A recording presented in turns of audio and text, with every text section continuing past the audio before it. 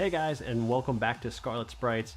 You guys might remember a few videos ago I talked about the Polygame Master system and some of the design similarities that it shares with the Neo Geo. One of the cooler sets of titles for this system were the cave shooters, and also some of the more expensive titles for the system. That is, if you purchase legit boards. There has been somewhat of a resurgence of the cave shooter conversions for the PGM on both eBay as well as AliExpress. And to just catch you up if you're unfamiliar, someone basically takes an existing PGM game, takes the game ROMs off of it, and then adds the cave shooter game chips on instead. Now I am glossing over a lot, especially considering what is involved in doing these for this particular system, but you guys kind of get the general idea. I did something very similar to this when I created my own ironclad MVS cart for Neo Geo. Now, given what little I know about the PGM technically, a general lack of time, and my unwillingness to spend large amounts of cash on genuine original cave PCBs, I decided it would be cool to grab these three cave games in conversion cart form. Alright, so here we go. This is what they look like. Espgaluda, Ketsui are in Killing Blade carts, and Dodonpachi is in a Knights of Valor Superheroes cart. I'm going to go ahead and open these up so you guys can see the insides and the work that was done.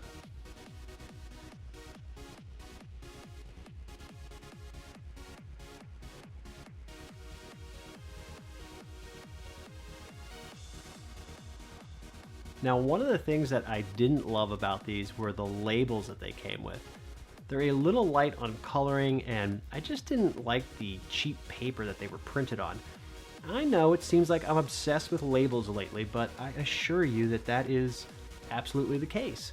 A quick shout out to OneLeaf86 on the arcadeprojects.com forums.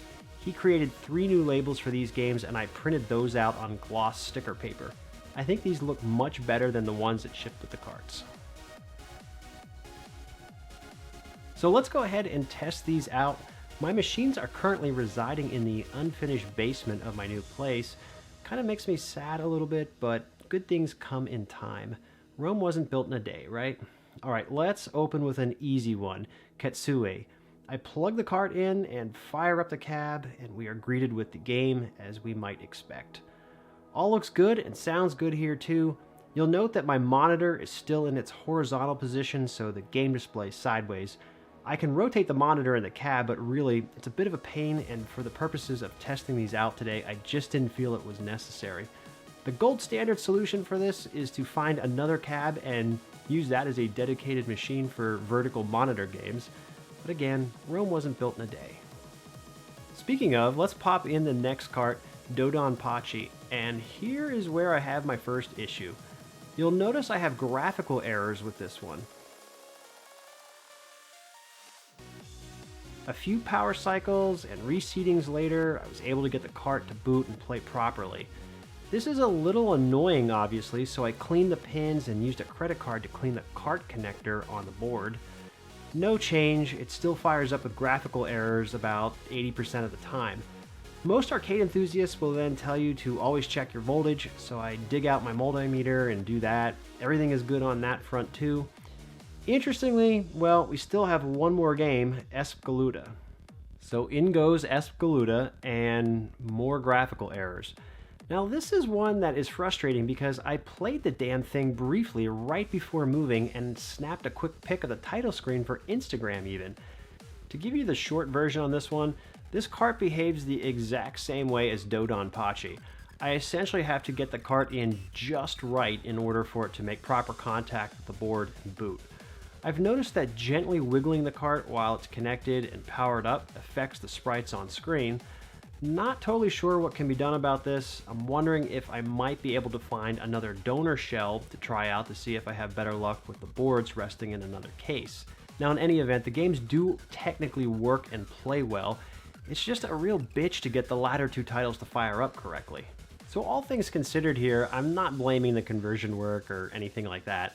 I really believe that just based on the little evidence that I have, that this is just down to getting the games to make proper contact with the cart connector. If I come across anything differently, I will definitely update in the description down below, but for now, I'm somewhat satisfied. I've got 3 what would be very expensive titles in conversion cart form, so That's definitely a positive. If you check out the thread over at Arcade Projects, there is plenty of feedback stating that these play and sound identical to the PCB versions, aside from a few nuances like the vanilla version not being playable on Dodonpachi. There's also some really cool development and information being shared on how to make these, although as I hinted earlier, this isn't something that is super easy and it will require some reading and soldering skills. It also looks like user Fluffy is working on some PCB designs which should help us avoid having to sacrifice real games in order to make these conversions in the future, so really cool stuff there.